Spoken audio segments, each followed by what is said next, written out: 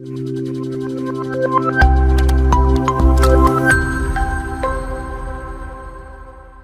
Everyone, നമ്മൾ നോക്കാൻ പോകുന്നത് human resource management unit 1 second part ആണ്. ഓൾറെഡി ഫസ്റ്റ് പാർട്ടിനകത്ത് അതിന്റെ ഇൻട്രൊഡക്ഷനും അതിന്റെ എവല്യൂഷനും ക്യാരക്ടറിസ്റ്റിക്സും ഫീച്ചേഴ്സും ഹാർഡ് വേർഷൻസും സോഫ്റ്റ് വേർഷൻസും ഒക്കെ നോക്കിയിരുന്നു അല്ലെ. ഇനി സെക്കൻഡ് പാർട്ടിലേക്ക് വരുമ്പോഴത്തേക്കും നമ്മൾ നോക്കാൻ പോകുന്നത് അതിന്റെ ഒബ്ജക്റ്റീവ്സ് ആണ്. Objectives of human resource management പല പെർസ്പെക്റ്റീവ്സിലുണ്ട്. Societal, organisational, functional and personal. Societal objectives എന്ന് പറഞ്ഞു കഴിഞ്ഞാൽ ഒരു ഓർഗനൈസേഷൻ അവർക്ക് അവരുടേതായിട്ടുള്ള ലീഗൽ സ്റ്റാൻഡേർഡ്സ്, എത്തിക്കൽ പ്രിൻസിപ്പിൾസ് ഒക്കെ ഉണ്ട്. അവരത് മീറ്റ് ചെയ്യുന്നുണ്ട്. അങ്ങനെ മീറ്റ് ചെയ്യുന്നതോടൊപ്പം തന്നെ അവർ നമ്മുടെ സൊസൈറ്റിയോടും അവരുടെ വർക്ക് ഫോഴ്സിനോടും ഒക്കെ എത്തിക്കലി റെസ്പോൺസിബിൾ ആണ് എന്ന് സൊസൈറ്റി ഉറപ്പാക്കുന്നതിനെയാണ് സൊസൈറ്റൽ ഒബ്ജക്റ്റീവ്സ് എന്ന് പറയുന്നത്. ഒന്നോട് വ്യക്തമായി പറഞ്ഞു കഴിഞ്ഞാൽ ഓർഗനൈസേഷൻ അവരുടെ ഡ്യൂട്ടി കൃത്യമായി ചെയ്യുന്നുണ്ട്. അതോടൊപ്പം തന്നെ സൊസൈറ്റിയോടും അവർക്ക് ചില കടപ്പാടുകളും കടമകളും ഒക്കെ ഉണ്ട്. ഓക്കെ, അതും അവർ കൃത്യമായിട്ട് നിർവഹിക്കുന്നുണ്ട് എന്ന് സൊസൈറ്റി ഉറപ്പാക്കുന്നതിനെയാണ് സൊസൈറ്റൽ ഒബ്ജക്റ്റീവ്സ് എന്ന് പറയുന്നത്. ഫോർ എക്സാമ്പിൾ, നമ്മൾ ഇന്ന് കാണുന്ന ലേബർ ലോസ് ഇല്ലേ, റിസർവേഷൻ പോളിസി അല്ലേ, ഇതൊക്കെ എന്താണ് സൊസൈറ്റൽ ഒബ്ജക്റ്റീവ്സിന്റെ ഇമ്പാക്റ്റ് ആയിട്ട് നമ്മൾ കാണുന്നവയാണ്. ഓക്കെ, ഓർഗനൈസേഷൻ ഒബ്ജക്റ്റീവ്സ്, ഇത് ആ പേരിൽ മനസ്സിലാക്കാൻ പറ്റും. ഒരു ഓർഗനൈസേഷന് കേപ്പബിലിറ്റി ഇഫക്റ്റീവ്നെസ് വർദ്ധിപ്പിക്കാൻ വേണ്ടിയിട്ട് എന്തെല്ലാം ചെയ്യുന്നുവോ അതെല്ലാം ഓർഗനൈസേഷൻ ഒബ്ജക്റ്റീവ്സ് ആണ്. ഫങ്ഷണൽ ഒബ്ജക്റ്റീവ്സ് പറഞ്ഞു കഴിഞ്ഞാൽ ഒരു ഓർഗനൈസേഷന്റെ ഫങ്ഷൻ പക്കയായിട്ട് പോകുന്നുണ്ട്. അവിടുത്തെ റിസോഴ്സ് ഒട്ടും തന്നെ വേസ്റ്റ് ആകുന്നില്ല, ഒട്ടും തന്നെ സ്കേഴ്സും ആകുന്നില്ല എന്ന് ഉറപ്പാക്കലാണ് ഫങ്ഷണൽ ഒബ്ജക്റ്റീവ്സ്. അതായത് ഒരു ഓർഗനൈസേഷനകത്ത് 10 ആളുകൾ ചെയ്യേണ്ട വർക്ക് ഉണ്ടെങ്കിൽ അത് കൃത്യം 10 ആളുകളെ വെച്ചാണ് ചെയ്യിക്കുന്നത്. അല്ലാതെ 11 ആൾക്കാരെ വെച്ച് അത്രയും വർക്ക് ചെയ്യിച്ചു കഴിഞ്ഞാൽ എക്സസ് ആയിട്ട് അവിടെ എക്സസ് ആയിട്ട് വർക്ക് ഫോഴ്സ് വരുന്നില്ലേ, അവിടെ വർക്ക് ഫോഴ്സ് എനർജി വേസ്റ്റ് ആവുകയല്ലേ. അതുപോലെ തന്നെ 10 ആളുകൾ ചെയ്യേണ്ട ജോലി 9 ആളുകളെ വെച്ച് ചെയ്താലോ അവിടെ റിസോഴ്സിന് സ്കേഴ്സിറ്റി അല്ലേ കാണിക്കുന്നത്. ഇതൊന്നും പറ്റത്തില്ല. ഓർഗനൈസേഷണൽ ഫിറ്റ് എന്ന് പറഞ്ഞു കഴിഞ്ഞാൽ കൃത്യം 10 ആളുകൾ ചെയ്യേണ്ട വർക്കിനെ 10 ആളുകളെ വെച്ച് തന്നെ ചെയ്യിക്കുന്നതാണ് ഓർഗനൈസേഷണൽ ഫിറ്റ്. ഓക്കെ, ഇതാണ് ഫങ്ഷണൽ ഒബ്ജക്റ്റീവ്. അടുത്തത് പേഴ്സണൽ ഒബ്ജക്റ്റീവ്.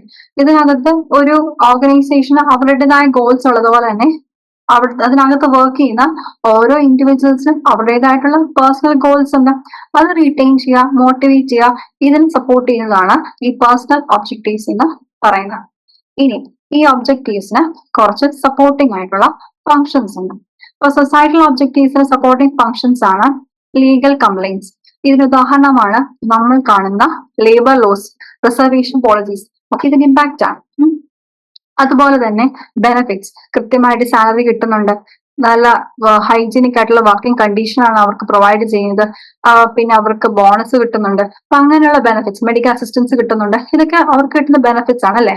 പിന്നെ യൂണിയൻ മാനേജ്മെന്റ് റിലേഷൻ, അതായത് എംപ്ലോയർ റിലേഷൻ നല്ലതുപോലെ പോകുന്നുണ്ട്, നല്ലതുപോലെ അവരുടെ ഗ്രീവിയൻസ് ഒക്കെ അഡ്രസ് ചെയ്യപ്പെടുന്നുണ്ട്, അവരുടെ നല്ല രീതിയിൽ ടീം വർക്കുകൾ മുന്നോട്ട് പോകുന്നുണ്ട്. ഇങ്ങനെയൊക്കെ എൻഷുർ ചെയ്യുന്നതൊക്കെ എന്താണ് സൊസൈറ്റൽ ഒബ്ജക്റ്റീവ്സ് ആണ്.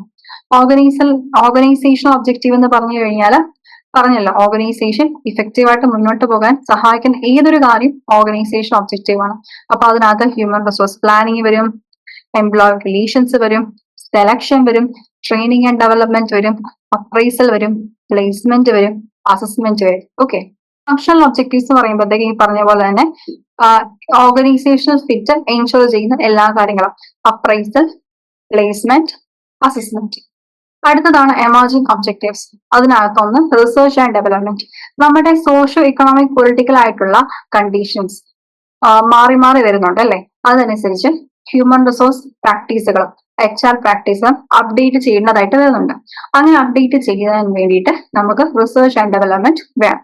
2, ക്വാളിറ്റി ഓഫ് വർക്ക് ലൈഫ്. അതായത് ഈ പറഞ്ഞ പോലെ വർക്ക് ലൈഫിന്റെ ക്വാളിറ്റി കൂട്ടാൻ വേണ്ടിയിട്ട് HR പ്രാക്ടീസസ് അപ്ഡേറ്റ് ചെയ്തേ പറ്റത്തുള്ളൂ. ഓക്കെ, അതുപോലെ ethical and morality in management. ഒരു ഇൻസ്റ്റിറ്റ്യൂഷനകത്ത് എത്തിക്സും ആൻഡ് മൊറാലിറ്റി മെയിൻറ്റെയിൻ ചെയ്യുന്നതും മാനേജ് ചെയ്യുന്നതും ഇത് നല്ല രീതിയിൽ ഇവയെ മുന്നോട്ട് കൊണ്ടുപോവുകയും ഒക്കെ ചെയ്യുന്ന ആരാണ്? അവിടുത്തെ HR ആണ്, അല്ലെങ്കിൽ HR ഡിപ്പാർട്ട്മെന്റ് ആണ്. ഓക്കെ, അതാണ് ethics and morality in management എന്ന് പറയുന്നത്. Tap ideas of feelings of customers and public എന്ന് വെച്ച് കഴിഞ്ഞാൽ ഒരു ഓർഗനൈസേഷനകത്ത് കസ്റ്റമേഴ്സ് ഉണ്ട്, നോൺ കസ്റ്റമേഴ്സ് ഉണ്ട്, എന്താണ് എക്സ്റ്റേണൽ ആയിട്ടുള്ള പാർട്ടീസ് ഉണ്ട്, മറ്റ് അത് ആ ഓർഗനൈസേഷൻ മെയിൻറ്റെയിൻ ചെയ്യുന്ന റെഗുലേറ്റേഴ്സ് ഉണ്ട്, അങ്ങനെ ഒരുപാട് ആളുകളുണ്ട് അല്ലെ. അവരുമായിട്ടെല്ലാം ഇഫക്റ്റീവ് ആയിട്ടൊരു കമ്മ്യൂണിക്കേഷൻ വേണം. ഇഫക്റ്റീവ് ആയിട്ടുള്ള കമ്മ്യൂണിക്കേഷൻ ഉണ്ടെങ്കിലേ ഉള്ളൂ ഓർഗനൈസേഷൻ നല്ലതുപോലെ മുന്നോട്ട് പോകത്തുള്ളൂ. അതിനു വേണ്ടിയിട്ട് ആരാണ് മുൻകൈ എടുക്കേണ്ടത്? ഹ്യൂമൻ റിസോഴ്സ് ഡിപ്പാർട്ട്മെന്റ്, HR ഡിപ്പാർട്ട്മെന്റുകളാണ്. ഓക്കെ, ആ ഓർഗനൈസേഷനകത്തുള്ള HR ഡിപ്പാർട്ട്മെന്റുകളാണ്. അടുത്തത് scope of human resource management. ഈ സ്കോപ്പ് പേഴ്സണൽ ആസ്പെക്റ്റിലുണ്ട്, വെൽഫെയർ ആസ്പെക്റ്റിലുണ്ട്, ഇൻഡസ്ട്രിയൽ റിലേഷൻസ് ആസ്പെക്റ്റിലുണ്ട്. പേഴ്സണൽ ആസ്പെക്ട് എന്ന് വെച്ച് കഴിഞ്ഞാൽ ഒരു എംപ്ലോയിയുടെ റിക്രൂട്ട്മെന്റ്, ട്രെയിനിങ്, കോമ്പൻസേഷൻ, മറ്റ് റെമ്യൂണറേഷൻസ്, ബെനഫിറ്റ്സ്, പെർഫോമൻസ് അപ്രൈസൽ, അങ്ങനെ ഒരു എംപ്ലോയിയുമായിട്ട് ഒരു വർക്കർ അല്ലെങ്കിൽ ഒരു എംപ്ലോയിയുടെ പെർസ്പെക്റ്റീവ് നിന്നുള്ള ഏതൊരു കാര്യവും നമുക്ക് ഈ പേഴ്സണൽ ആസ്പെക്ട് പറയാൻ പറ്റും. ഓക്കെ, വെൽഫെയർ ആസ്പെക്ട് എന്ന് പറയുമ്പോഴത്തേക്കും അതിനകത്ത് ഒരു വർക്കറുടെ വർക്കിംഗ് കണ്ടീഷൻസ്, ഇംപ്രൂവ്ഡ് ആയിട്ടുള്ള വർക്കിംഗ് കണ്ടീഷൻസ് പ്രൊവൈഡ് ചെയ്യുന്നു, മെഡിക്കൽ അസിസ്റ്റൻസ് കൊടുക്കുന്നു, പിന്നെന്താണ് അദ്ദേഹത്തിന്റെ ഫിസിക്കൽ മെന്റൽ ആയിട്ടുള്ള വെൽബീങ് എൻഷുർ ചെയ്യുന്നു, ഇമോഷണൽ സപ്പോർട്ട് കൊടുക്കുന്നു, നല്ല വർക്കിംഗ് കണ്ടീഷൻ, നല്ല വർക്കിംഗ് എൻവയോൺമെന്റ് പ്രൊവൈഡ് ചെയ്യുന്നു, റെക്രിയേഷണൽ ആക്ടിവിറ്റീസ് ക്രിയേറ്റ് ചെയ്യുന്നു, അതിനകത്തൊക്കെ നല്ല രീതിയിലുള്ള ഇൻവെസ്റ്റ്മെന്റുകൾ പ്രൊവൈഡ് ചെയ്യുന്നു. ഇങ്ങനെയൊക്കെ ആ എംപ്ലോയിയുടെ വർക്കറിന്റെ വെൽഫെയറിന് വേണ്ടി ചെയ്യുന്നതൊക്കെ വെൽഫെയർ ആസ്പെക്ട് എന്ന് പറയാൻ പറ്റും. പിന്നെ ഇൻഡസ്ട്രിയൽ റിലേഷൻസ് ആസ്പെക്ട് എന്ന് പറയുമ്പോഴത്തേക്കും ഒരു ഓർഗനൈസേഷനകത്ത് എംപ്ലോയർ റിലേഷൻഷിപ്സും അതുപോലെ എംപ്ലോയ് റിലേഷൻഷിപ്സും തമ്മിലുള്ള ആ ഒരു റിലേഷൻ, ഇത്തരത്തിലുള്ള റിലേഷൻസ് ആണ് ഇൻഡസ്ട്രിയൽ റിലേഷൻസ് എന്ന് ഉദ്ദേശിക്കുന്നത്. അതിനകത്ത് നമ്മുടെ ഒരു ടോപ്പ് എക്സിക്യൂട്ടീവ് താഴത്തെ എംപ്ലോയിക്ക് കൊടുക്കുന്ന ഡയറക്ഷൻസ് കൃത്യമായിട്ട് പാലിക്കപ്പെടുന്നുണ്ട്. ഈവൻ താഴത്തെ ടോപ്പ് എംപ്ലോയർക്ക് തന്റെ ഗ്രീവൻസുകൾ കൃത്യമായിട്ട് തന്റെ ഗ്രീവൻസ് അങ്ങോട്ട് കൺവേ ചെയ്യുന്നുണ്ട്, അതിനെ കൃത്യമായിട്ട് റിഡ്രസ് ചെയ്യപ്പെടുന്നുണ്ട്, നല്ല രീതിയിൽ ടീം വർക്ക് നടക്കുന്നുണ്ട്. അതുപോലെ തന്നെ ഇവർ തമ്മിൽ ഒരു കളക്റ്റീവ് ബാർഗൈനിങ് നടക്കുന്നുണ്ട്. അങ്ങനെ ഒരു വർക്കേഴ്സും അതുപോലെ ആ ഓർഗനൈസേഷനകത്തുള്ള ആളുകൾ തമ്മിൽ നല്ലൊരു റിലേഷൻഷിപ്പ് എസ്റ്റാബ്ലിഷ്ഡ് ആണ് എന്ന് എൻഷുർ ചെയ്യുന്നതാണ് ഈ ഇൻഡസ്ട്രിയൽ റിലേഷൻസ് ആസ്പെക്ടിനകത്ത്. ഓക്കെ, ഇതാണ് ഇപ്പൊ പേഴ്സണൽ ആസ്പെക്ട് എന്ന് പറയുമ്പോഴത്തേക്കും ഒരു ഇൻഡിവിജ്വലിന് ലഭിക്കാവുന്ന എല്ലാ കാര്യങ്ങളും പേഴ്സണൽ ആസ്പെക്ടിനകത്ത്. വെൽഫെയർ ആസ്പെക്ട് എന്ന് വെച്ച് കഴിഞ്ഞാൽ ഒരു വർക്കർ എന്ന നിലയിൽ വർക്കിംഗ് കണ്ടീഷൻ ഇംപ്രൂവ് ചെയ്യാൻ വേണ്ടി ചെയ്യുന്നതല്ല welfare aspect. Industrial relations aspect എന്ന് വെച്ചാൽ അതിനകത്തുള്ള റിലേഷൻസ് ഉണ്ടല്ലോ, ഓക്കെ, എംപ്ലോയി റിലേഷൻസും എംപ്ലോയി റിലേഷൻസും, ഈ റിലേഷൻസ് തമ്മിൽ ഉള്ള ആ ഒരു പ്രോപ്പർ മെയിൻ്റനൻസ്, അതാണ് ഇൻഡസ്ട്രിയൽ റിലേഷൻസ് ആസ്പെക്ട് എന്ന് പറയുന്നത്. അടുത്തത് പേഴ്സണൽ മാനേജ്മെന്റ്. നമ്മൾ പറഞ്ഞു പേഴ്സണൽ മാനേജ്മെന്റിൽ നിന്നാണ് ഹ്യൂമൻ റിസോഴ്സ് മാനേജ്മെന്റ് വരുന്നത്. പേഴ്സണൽ മാനേജ്മെന്റ് കുറച്ച് ട്രഡീഷണൽ ആണ്, ഹ്യൂമൻ റിസോഴ്സ് മാനേജ്മെന്റ് കുറച്ച് മോഡേൺ ആണ്. അപ്പം എന്താണ് പേഴ്സണൽ മാനേജ്മെന്റ്? ഓൾറെഡി നമ്മൾ പറഞ്ഞിരുന്നു, ബേസിക് ആയിട്ട് വരുന്ന ഹയറിംഗ് ആക്ടിവിറ്റിയും അവർക്ക് ഒരു എംപ്ലോയി ഹയർ ചെയ്യുന്ന മുതൽ അദ്ദേഹത്തിന് വേണ്ടുന്ന പേയ്മെന്റ്സ് കൊടുക്കുക തുടങ്ങി വളരെ ബേസിക് ആയിട്ടുള്ള കാര്യങ്ങൾ കൈകാര്യം ചെയ്യുകയും അതുമായി ബന്ധപ്പെട്ട പേപ്പർ വർക്കുകൾ മുന്നോട്ട് കൊണ്ടുപോവുകയും ചെയ്യുന്നതാണ് പേഴ്സണൽ മാനേജ്മെന്റ് എന്ന് നമ്മൾ ഓൾറെഡി പറഞ്ഞു വെച്ചിരുന്നു അല്ലെ. അപ്പം it is N administrative function within an organisation that overseas the hiring, organising and supporting employee positions. Okay, പിന്നെ ഈ പേഴ്സണൽ മാനേജ്മെന്റിൽ നിന്നും കുറച്ചുകൂടെ അഡ്വാൻസ്ഡ് ആയിട്ടുള്ളതാണ് ഹ്യൂമൻ റിസോഴ്സ് മാനേജ്മെന്റ്. അതായത് പേഴ്സണൽ മാനേജ്മെന്റ് വരുമ്പോഴത്തേക്കും ബേസിക് ആക്ടിവിറ്റീസ് കൈകാര്യം ചെയ്യുന്നു എന്ന് പറഞ്ഞല്ലോ. ഹ്യൂമൻ റിസോഴ്സിലേക്ക് വരുമ്പോഴത്തേക്കും ഈ കയ്യിൽ വരുന്ന എംപ്ലോയിയെ റെഗുലർ ആയിട്ട് പോളിഷ് ചെയ്ത് ഒരു റിസോഴ്സ് ആക്കി കണക്കാക്കി എന്നും നമ്മളൊരു അസറ്റ് ആക്കി മാറ്റുന്നതിനെയാണ് ഹ്യൂമൻ റിസോഴ്സ് മാനേജ്മെന്റ് എന്ന് പറയുന്നത്. Okay, while often used interchangeably with human resource management, personal management is typically seen as the traditional, more administrative subset focused on employee maintenance, whereas HRM takes a broader, more strategic approach to developing human capital. ഇത്രയേ ഉള്ളൂ personnel management എന്ന് വെച്ചാൽ basic ആയിട്ട് higher ചെയ്യുക, അവരെ organise ചെയ്യുക, അവരെ support ചെയ്യുക, പേയ്മെന്റ്സ് കൊടുക്കുക, ഇങ്ങനെയുള്ള കുഞ്ഞു കുഞ്ഞു കാര്യം. ഓക്കെ, അതിന്റെ കുറച്ചുകൂടി അഡ്വാൻസ്ഡ് വേർഷൻ ആണ് ഹ്യൂമൻ റിസോഴ്സ് മാനേജ്മെന്റ്. അതിനകത്ത് ഈ ഉള്ള പേഴ്സണലിനെ റിസോഴ്സ് ആക്കി കണക്കാക്കുന്നു, അവരെ ഒരു അസറ്റ് ആക്കി മാറ്റുന്നു, അവരുടെ സ്കിൽസ് റെഗുലറായി പോളിഷ് ചെയ്യുന്നു. അങ്ങനെയുള്ള ഒരു ബ്രോഡ് ടേം ആണ് ഹ്യൂമൻ റിസോഴ്സ് മാനേജ്മെന്റ്. ഓക്കെ, നമ്മൾ അതിനകത്ത് ഈ പേഴ്സണൽ മാനേജ്മെന്റും ഹ്യൂമൻ റിസോഴ്സ് മാനേജ്മെന്റും തമ്മിലുള്ള സിമിലാരിറ്റീസ് എന്തൊക്കെയാണ്, ഡിഫറൻസുകൾ എന്തൊക്കെയാണ് എന്ന് പറയാം. Okay, first similarities. രണ്ടും പേഴ്സണൽ മാനേജ്മെന്റും ഹ്യൂമൻ റിസോഴ്സ് മാനേജ്മെന്റും രണ്ടും ഇവോൾവ് ചെയ്യുന്നത് ബിസിനസ് സ്ട്രാറ്റജിയിൽ നിന്നാണ് അല്ലെ. പിന്നെ ഹ്യൂമൻ റിസോഴ്സ് മാനേജ്മെന്റ് പോലെ തന്നെ പേഴ്സണൽ മാനേജ്മെന്റിനകത്തും എന്താണ് ഡീസെൻട്രലൈസേഷൻ നടക്കുന്നുണ്ട്. എന്ന് വെച്ച് കഴിഞ്ഞാൽ ഈ ലൈൻ ഓപ്പറേറ്റേഴ്സ്, സ്റ്റാഫ് ഓപ്പറേറ്റേഴ്സ് പഠിച്ചിട്ടില്ലേ, ലൈൻ ആൻഡ് സ്റ്റാഫ്. അപ്പം ഈ ലൈൻ ആക്ടിവിറ്റീസ്, ഈ ലൈൻ ഓപ്പറേറ്റേഴ്സിനെ മാനേജ് ചെയ്യുന്ന ആളുകളാണ് ലൈൻ മാനേജേഴ്സ്. ഈ ലൈൻ മാനേജേഴ്സിന്റെ മുകളിലേക്ക് റെസ്പോൺസിബിലിറ്റീസ് വെച്ച് കൊടുക്കുന്നുണ്ട് ആര്, ടോപ്പ് എക്സിക്യൂട്ടീവ്. അപ്പൊ അവിടെ ഡീസെൻട്രലൈസേഷൻ നടക്കുന്നില്ലേ, അപ്പൊ അത്തരത്തിൽ അത് ഹ്യൂമൻ റിസോഴ്സ് മാനേജ്മെന്റിനകത്ത് ഇങ്ങനെ ലൈൻ മാനേജേഴ്സിന്റെ മുകളിൽ റെസ്പോൺസിബിലിറ്റീസ് വെച്ച് കൊടുക്കുന്നത് പോലെ തന്നെ പേഴ്സണൽ മാനേജ്മെന്റിനകത്തും അങ്ങനെ തന്നെ നടക്കുന്നുണ്ട്.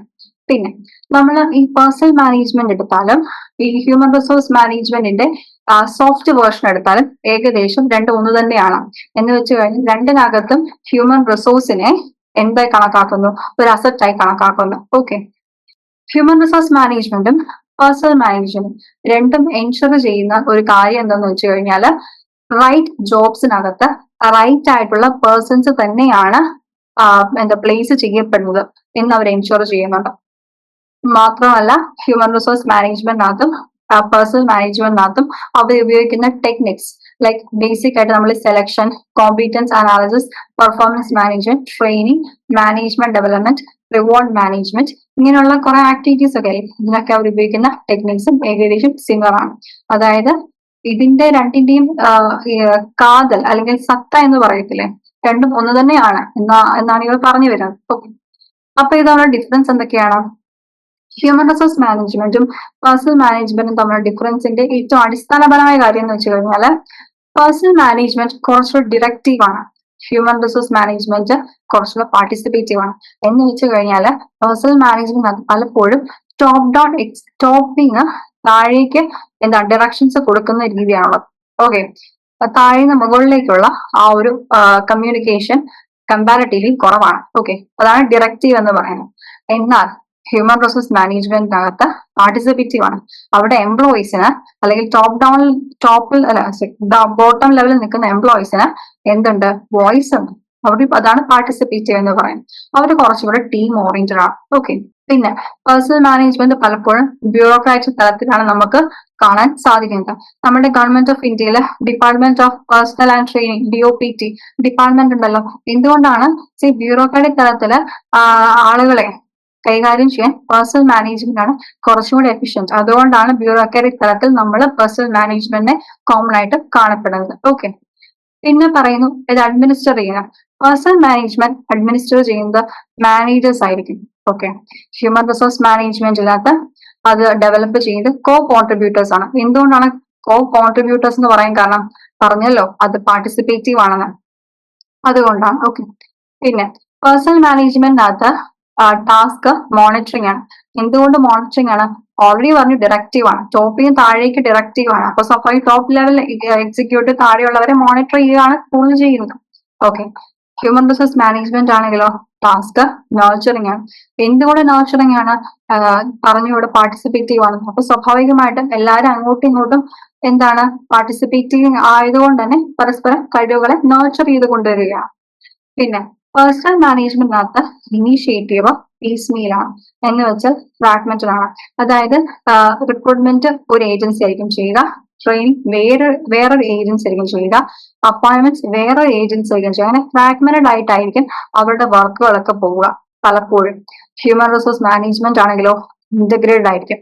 എന്ന് വെച്ചാൽ ഒരാളെ ഏറ്റെടുത്ത് കഴിഞ്ഞാൽ അവർക്ക് വേണ്ടുന്ന റിക്രൂട്ട്മെന്റ്, ട്രെയിനിങ്, റെമ്യൂണറേഷൻ, അപ്പോയിന്റ്മെന്റ് എല്ലാം ഒരൊറ്റ ടീമായിരിക്കും ചെയ്യുക.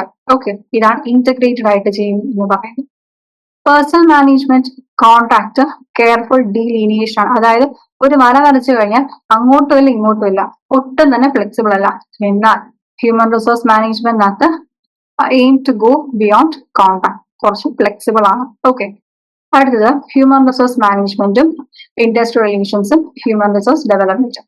ഇൻഡസ്ട്രിയൽ റിലേഷൻ എന്ന് വെച്ചാൽ എന്താണ്, നമ്മൾ ഓൾറെഡി പറഞ്ഞു കഴിഞ്ഞു. ഇൻഡസ്ട്രിയൽ റിലേഷൻ എന്ന് പറഞ്ഞു കഴിഞ്ഞാൽ ഒരു ഓർഗനൈസേഷനകത്ത് എംപ്ലോയർ തമ്മിലുള്ള റിലേഷൻഷിപ്പ് ആണ് ബേസിക്കലി ഉദ്ദേശിക്കുന്നത്. ഓക്കെ, ഈ പറഞ്ഞ ഇൻഡസ്ട്രിയൽ റിലേഷനും ഹ്യൂമൻ റിസോഴ്സ് മാനേജ്മെന്റും തമ്മിലുള്ള ആ ഒരു ഡിഫറൻസ് എന്താണെന്ന് നോക്കാം. ഇൻഡസ്ട്രിയൽ റിലേഷൻ ഞാൻ പറഞ്ഞു, it focuses on the legal and sociological aspects of employer relationships including unionisation, dispute resolution, workplace conditions. പലപ്പോഴും ഒരു ഓർഗനൈസേഷന്റെ ടോപ്പ് ലെവലിൽ ഇരിക്കുന്ന എംപ്ലോയിക്ക് നല്ല വർക്കിംഗ് കണ്ടീഷൻ എൻഷുർ ചെയ്യുന്നുണ്ട് എന്ന് ഉറപ്പാക്കലാണ് ഈ ഇൻഡസ്ട്രിയൽ റിലേഷൻസ് കൊണ്ട് ബേസിക്കലി ഉദ്ദേശിക്കുന്നത്. അവരുടെ മെയിൻ കൺസേണും അത് തന്നെയാണ്. എന്നാൽ ഹ്യൂമൻ റിസോഴ്സ് മാനേജ്മെന്റ് വരുമ്പോഴത്തേക്കും അത് കുറച്ചുകൂടെ ബ്രോഡാണ്. ഓക്കെ, വെറും വർക്കിംഗ് കണ്ടീഷനിൽ ഒതുങ്ങി നിൽക്കുന്നില്ല ഹ്യൂമൻ റിസോഴ്സ് മാനേജ്മെന്റ്. അത് കുറച്ചുകൂടെ മോഡേൺ ഗ്ലോബൽ കോണ്ടെക്സ്റ്റിൽ integrate legal, strategic, multi culture എലമെന്റ്സിൽ ഇന്റഗ്രേറ്റ് ചെയ്ത് നിൽക്കുന്ന ഒരു ആസ്പെക്ട് ആണ് ഹ്യൂമൻ റിസോഴ്സ് മാനേജ്മെന്റ്. ഓക്കെ, അതുപോലെ തന്നെ ഹ്യൂമൻ റിസോഴ്സ് മാനേജ്മെന്റും ഹ്യൂമൻ റിസോഴ്സ് ഡെവലപ്മെന്റും. ഹ്യൂമൻ റിസോഴ്സ് മാനേജ്മെന്റ് ഒരു മാനേജ്മെന്റ് ഫംഗ്ഷൻ ആണ് എന്ന് ഓൾറെഡി പറഞ്ഞല്ലോ. എന്നാൽ ഹ്യൂമൻ റിസോഴ്സ് ഡെവലപ്മെന്റ് കുറച്ചുകൂടി ബ്രോഡ് ആയിട്ടുള്ള ഒരു സ്പെഷ്യലൈസ്ഡ് ഫീൽഡ് ആണ്. അതൊരു അക്കാഡമിക് റിസർച്ച് ഫീൽഡും കൂടെയാണ്. അതിനകത്ത് ഈ പറഞ്ഞ പോലെ എന്താണ് ഓർഗനൈസേഷണൽ ഡിസൈൻ. ഓക്കെ, നമ്മൾ ഹ്യൂമൻ റിസോഴ്സ് മാനേജ്മെന്റ് പറയുമ്പോൾ വെറും മാനേജ്മെന്റ് ഫംഗ്ഷൻസ് ആണ് ബേസിക്കലി കൈകാര്യം ചെയ്യുക അല്ലെ. പക്ഷെ ഡെവലപ്മെന്റ് എന്ന് പറയുമ്പോൾ അതിനകത്ത് കുറച്ച് ഓർഗനൈസേഷണൽ ഡിസൈൻ വരും, ചേഞ്ചസ്, പ്ലാനിങ്, അങ്ങനെ ഒരു ഓർഗനൈസേഷണൽ ബിഹേവിയറിനകത്ത് വരുന്ന ഓരോ കാര്യങ്ങളും ഫ്രം മൈക്രോ ടു മാക്രോ ആയിട്ടുള്ള എല്ലാ കൺസേൺസും ഹ്യൂമൻ റിസോഴ്സ് ഡെവലപ്മെന്റിനകത്ത് വരുന്നുണ്ട്. ഓക്കെ, ഈ human resource development uses applied behavioural science, systems thinking, modern technology with an emphasis on continuous learning, individualized instruction, and a shared responsibility between management and employees for overall organizational growth. Okay, ഇത് വെറും management function. പക്ഷെ development വരുമ്പോഴത്തേക്കും ഒരു academic research ഫീൽഡായിട്ട് മാറുന്നുണ്ട്. Okay, പിന്നെ implications, ഇതിന്റെ പ്രത്യാഘാതങ്ങൾ എന്തൊക്കെയാണ്? ഒന്ന്, organisation design, personal administration, policy. Organisation design എന്ന് പറഞ്ഞു കഴിഞ്ഞാൽ ഇത് മനസ്സിലാക്കാൻ വേണ്ടിയിട്ട് നമ്മൾ ഈ ഹെർബർട്ട് സൈമന്റെ മീൻസ് ആൻഡ് എൻഡ്സ് എന്ന് പറഞ്ഞ കോൺസെപ്റ്റ് ഒന്ന് ജസ്റ്റ് ഒന്ന് പറയാം. നമ്മൾ ഓൾറെഡി അത് അവിടെ പഠിക്കും, പേപ്പർ 2-നകത്താന്ന് തോന്നുന്നു, ഓൾറെഡി അവിടെ പഠിക്കുന്നതാണ്. ഹെർബർട്ട് സൈമന്റെ മീൻസ് എൻഡ്സ്. എൻഡ് എന്ന് വെച്ച് കഴിഞ്ഞാൽ ഗോൾ എന്നേ അർത്ഥമുള്ളൂ. ഓക്കെ, മീൻസ് എന്ന് പറഞ്ഞു കഴിഞ്ഞാൽ ആ ഗോളിലേക്ക് എത്താനുള്ള വഴി, അതാണ് മീൻസ്. ഓക്കെ, അപ്പം organisation design, the organization design the structure depend on whether human resource is seen as a means to an organization development. ഇപ്പം സപ്പോസ് HR എന്ന് പറയുന്നത് ഒരു ഓർഗനൈസേഷണൽ ഡെവലപ്മെന്റിലേക്കുള്ള മീൻസ് ആയിട്ടാണ് കാണുന്നത് എങ്കിൽ ഈ HR ഓർഗനൈസേഷണൽ ഡെവലപ്മെന്റ് ഡിപ്പാർട്ട്മെന്റിനകത്തുള്ള ഒരു സബ്സെറ്റ് ആയിരിക്കും. ഓക്കെ, അതായത് ഓർഗനൈസേഷണൽ ഡെവലപ്മെന്റ് ഡിപ്പാർട്ട്മെന്റിനകത്തായിരിക്കും HR വർക്ക് ചെയ്യുന്നത്. അതേസമയം ഈ പറയുന്ന HR എന്ന് പറയുന്നത് ഓർഗനൈസേഷൻ ഡെവലപ്മെന്റിനെ സംബന്ധിച്ചിടത്തോളം ഒരു എൻഡ് ആയിട്ടാണ് കണക്കാകുന്നതെങ്കിൽ, അല്ലെങ്കിൽ ഹ്യൂമൻ റിസോഴ്സ് HR എന്ന് പറയുന്നത് ഇറ്റ്സെൽഫ് ഒരു എൻഡ് ആണ് എങ്കിൽ ഓർഗനൈസേഷൻ ഡെവലപ്മെന്റ് ഡിപ്പാർട്ട്മെന്റ്സിനെ വെച്ച് നോക്കുമ്പോൾ HR ഒരു ഇൻഡിപെൻഡന്റ് ആയിട്ടുള്ള ഡിപ്പാർട്ട്മെന്റ് ആയിട്ടായിരിക്കും നിലകൊള്ളുന്നത്. ഓക്കെ, അതായത് HR ഇൻഡിപെൻഡന്റ് ആയിട്ട് നിലകൊള്ളുന്ന കേസ് ഉണ്ട്, HR ഒരു ഓർഗനൈസേഷൻ ഡെവലപ്മെന്റ് ഡിപ്പാർട്ട്മെന്റ് അകത്ത് നിലകൊള്ളുന്ന കേസും ഉണ്ട്. അത് എന്തിനെ അടിസ്ഥാനപ്പെടുത്തിയിരിക്കും? അത് ഈ പറഞ്ഞ HR മീൻസ് ആണോ എൻഡ്സ് ആണോ എന്നതിനെ അടിസ്ഥാനപ്പെടുത്തിയിരിക്കും. ഇത് ആ ഹെർബർട്ട് സൈമന്റെ മീൻസ് എൻഡ്സ് എന്നുള്ള കോൺസെപ്റ്റിനെ കുറിച്ച് അറിയാമെങ്കിൽ ഇത് കുറച്ചുകൂടെ എളുപ്പത്തിൽ മനസ്സിലാവും. ഒന്ന് വായിച്ചു നോക്കിയാൽ മതി. ഓക്കെ, ഇത്രയേ ഉള്ളൂ. അപ്പൊ HR എന്ന് പറയുന്നത് ഒരു മീൻസ് ടു ഓർഗനൈസേഷൻ ഡെവലപ്മെന്റ് ആണ് എങ്കിൽ അത് ഈ പറഞ്ഞ ഓർഗനൈസേഷണൽ ഡെവലപ്മെന്റ് ഡിപ്പാർട്ട്മെന്റിനകത്തെ ഒരു സബ്സെറ്റ് ആയിരിക്കും HR ഡിപ്പാർട്ട്മെന്റ്. ഈ HR എന്ന് പറയുന്നത് ഒരു എൻഡ് ആണ് എങ്കിൽ, എൻഡ്സിൽ പെട്ടതാണ് എങ്കിൽ HR ഇൻഡിപെൻഡന്റ് ആയിട്ട് നിലനിൽക്കും. ഓക്കെ, അപ്പൊ അങ്ങനെയാണ് ഓർഗനൈസേഷൻ ഡിസൈനെ HR സ്വാധീനിക്കുന്നത്. Okay, personal administration. ഓക്കെ, ഈ HR ചെയ്യുന്ന പരിപാടികളെല്ലാം എന്താണ് ചെയ്യുന്നത്? ബേസിക്കലി പേഴ്സണൽ അഡ്മിനിസ്ട്രേഷൻ സപ്പോർട്ട് ചെയ്യുകയല്ലേ ചെയ്യുന്നത്. നല്ല എഫിഷ്യന്റ് ആയിട്ടുള്ള ബെസ്റ്റ് ആയിട്ടുള്ള ആളുകളെ ഒരു ഓർഗനൈസേഷനെ കൊണ്ടെത്തിക്കുന്നു, അവരെ കൊണ്ട് ഇഫക്റ്റീവായിട്ട് വർക്ക് ചെയ്യിക്കുന്നു. ഓക്കെ, അങ്ങനെ ബെസ്റ്റ് പീപ്പിളിനെ എന്താണ് വളർത്തുന്നതോടുകൂടി നമ്മുടെ നേഷൻ ബിൽഡിങ്ങിന് വേണ്ടി കോൺട്രിബ്യൂട്ട് ചെയ്യുകയല്ലേ ചെയ്യുന്നത്. ഇതാണ് personal administration. Policy making. Policy ഇപ്പം ഈ പറഞ്ഞ HR എന്താണ് ആക്റ്റീവായിട്ട് ബിസിനസ് സ്ട്രാറ്റജികളും പോളിസി ഫോർമുലേഷനും സഹായിക്കുന്നുണ്ട്. ഇതൊക്കെയാണ് ഇംപ്ലിക്കേഷൻസിനകത്ത് പറയുന്നത്. അടുത്തത് റോൾ ഓഫ് HR മാനേജർ. എല്ലാ ഓർഗനൈസേഷനകത്തും ഈ പറഞ്ഞ പോലെ HR ഡിപ്പാർട്ട്മെന്റുകളുണ്ട്. അപ്പം അവർക്ക് HR മാനേജേഴ്സ് ഉണ്ട്. പക്ഷെ എല്ലാ ഓർഗനൈസേഷനകത്തും ഈ പറഞ്ഞ HR മാനേജേഴ്സ് ഒരുപോലെയാണോ? അല്ല.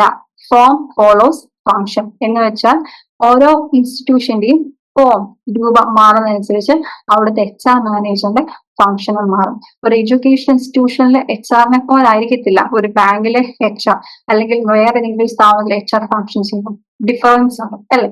അപ്പം അതാണ് പറയുന്നത് ഫോം ഫോളോസ് ഫങ്ഷൻ എന്ന് പറയുന്നത്. ഓക്കെ, അപ്പം റോൾ എന്താണ്? ഒന്ന് catalyst and change agent.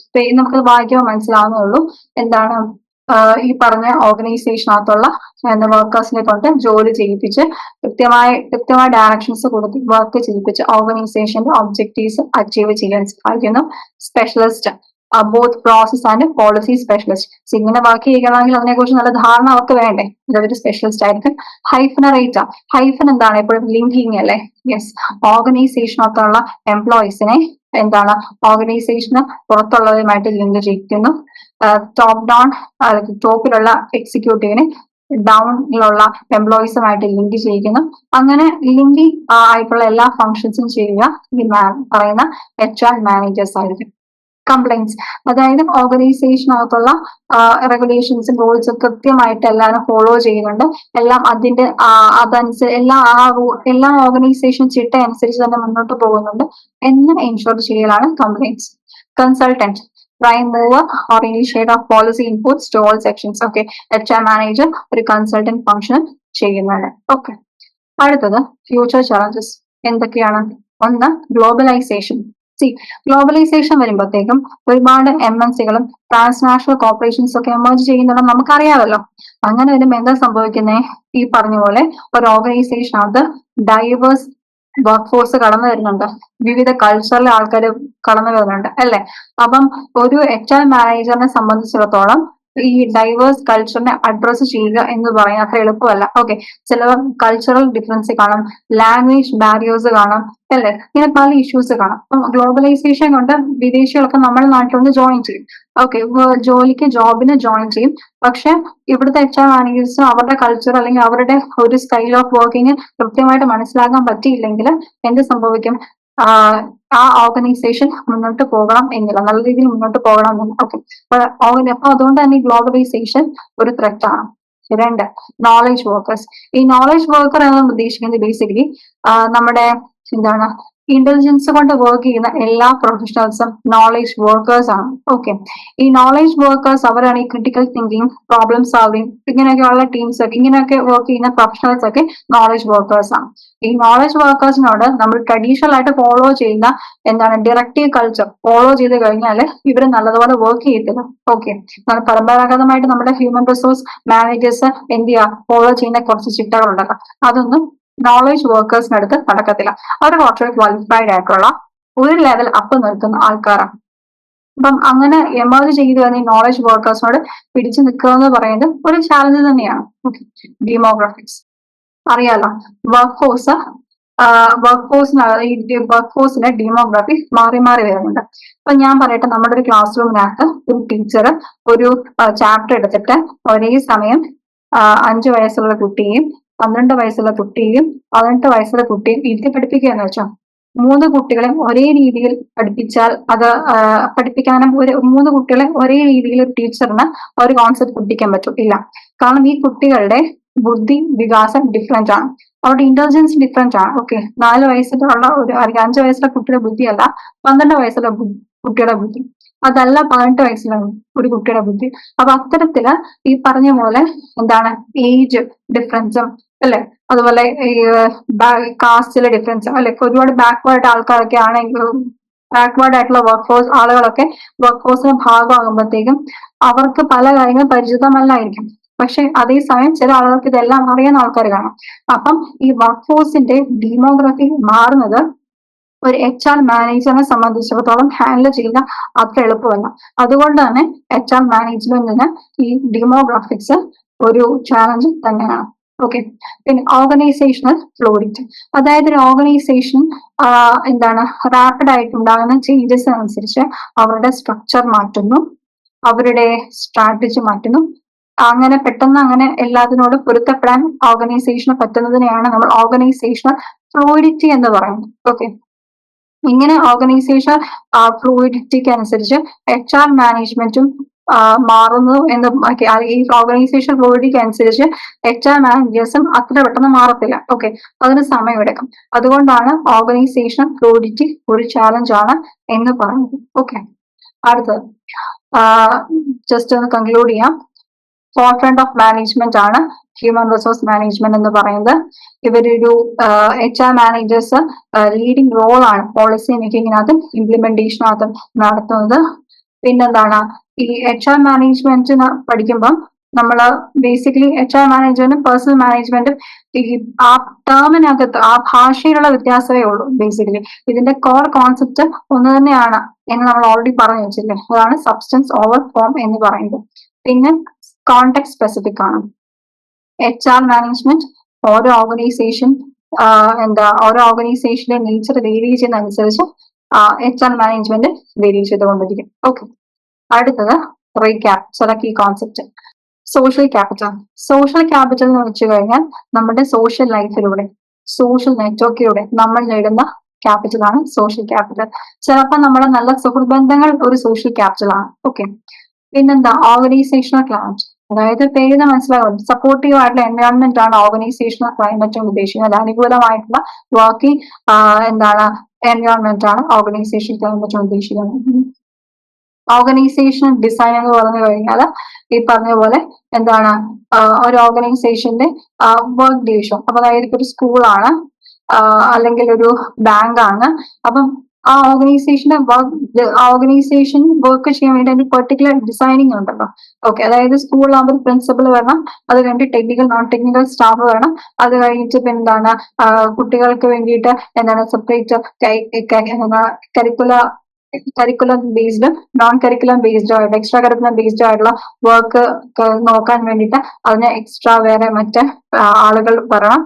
Okay, ഇങ്ങനെ വർക്ക് ഡിവിഷൻ ഓഫ് സ്കൂളും ഒരു ബാങ്ക് ഡിഫറെന്റ് ആയിരിക്കും.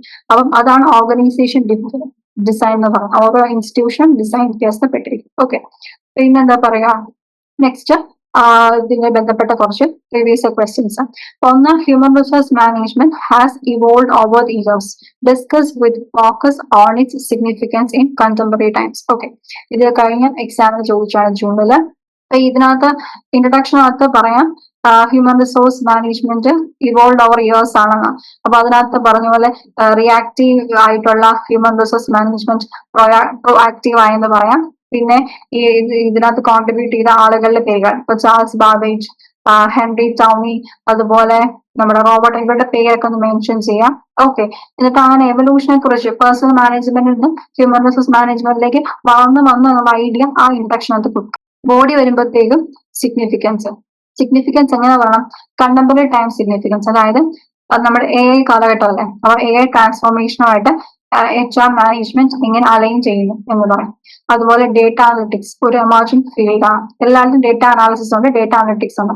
അപ്പൊ ആ ഡേറ്റ സയൻസ് എങ്ങനെയാണ് ഹ്യൂമൻ റിസോഴ്സ് മാനേജ്മെന്റ് ഉപയോഗപ്പെടുത്തുന്നത്. ഓക്കെ, ഇങ്ങനെയുള്ള കാര്യങ്ങളൊക്കെ അവിടെ സിഗ്നിഫിക്കൻസ് പറയാം. പിന്നെ കൺക്ലൂഡ് ചെയ്യാം. Okay, write a note on the evolution of human resource management. അതിനകത്ത് ഇൻട്രൊഡക്ഷൻ പറയുക എവല്യൂഷനെ കുറിച്ച്, എന്നിട്ട് ആ ഒരു പടമൊക്കെ ഉണ്ടല്ലോ ആ പടം വരയ്ക്കുക.